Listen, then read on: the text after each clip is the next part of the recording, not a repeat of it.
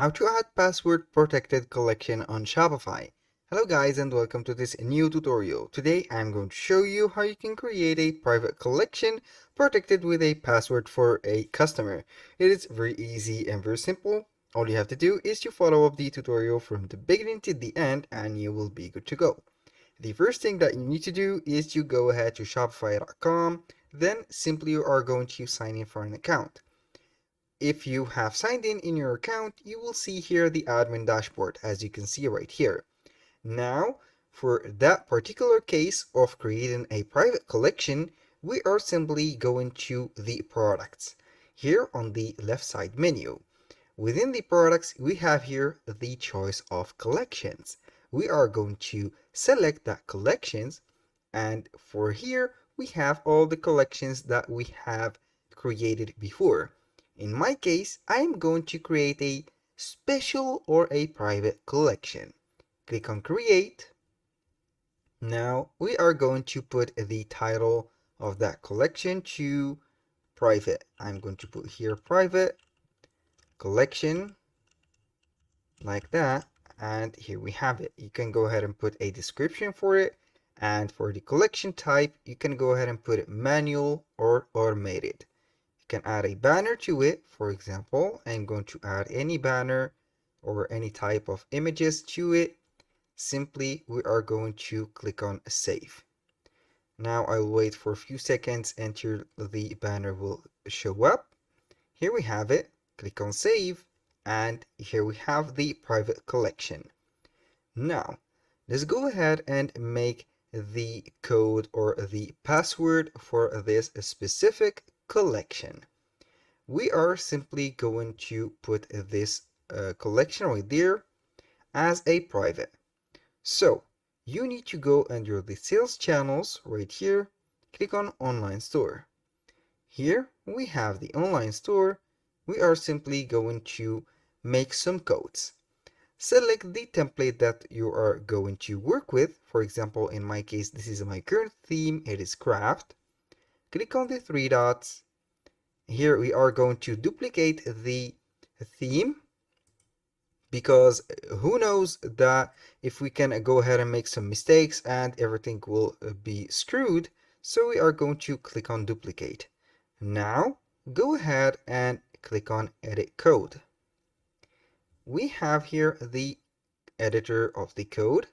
So simply we are going to exit all of these, and we are going right here on the filter, or we are simply going to the templates. Here, before going to the filters, we are going to click on add a new template. And for the template type, we are going to search for a collection. Click on a collection right here.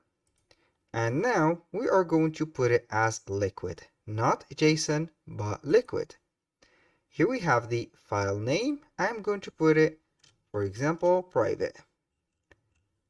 Private, like that.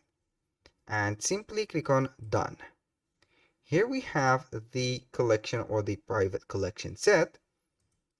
All you have to do now is to go ahead and get this code. Don't worry, I will go ahead and copy this code and make it to the YouTube description of this video. Simply go ahead and paste that code and click on save.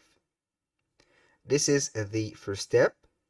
Now we are going to exit the editor, go ahead to the products collection, and here we have the, as you can see, the collection. Now for here, you are going to click on view. Go ahead and right here to the private collection, and you can see here the private collection right there. Simply, you are going to add some products to it. And to add these products, it is very easy. Go ahead to the products again and select the products that you are going to add. For example, this one, I'm going to add it right there. To add that product, go to collections, click on it, and here we have the collections that we have created. Simply select the private collection, click on save, and here we have our first product. Go right there, to the product and add some more products. I'm going to select any product that I want, go to the collection, enable or check the private collection box, click on save, and here we have it. This is the second product. I'm going to add another and last product. This one, go collection again, private. I'm going to put it private like this. Click on save, and here we have the product. I'm going to the collection to make sure that everything is set up. Click on view, and here we have the products, as you can see. Now we are going simply to put the permission for the customers. Let's say that we are going to the customers, click on it, and here we have the customers. You can add a customer right here by clicking on that. Put the first name, the email, and the information about that customer. For example, Jack Smith, for example.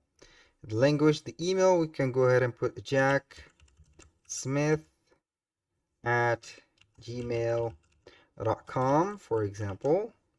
And you can add some phone numbers or everything right there. When you finish all of these, you are simply going to click on save.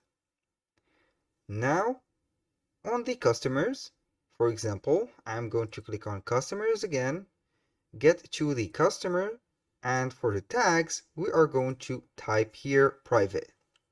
We are going simply to click on private, right, and make sure to write it right like that, as the same, as you can see here, spelling of the code. Make sure that it is the same. Go ahead and click on add private. Click on save, and here we have it. This is the first step. Within these steps setup, we are going to the collections again, and we are going to assign that collection for a previous or a private one.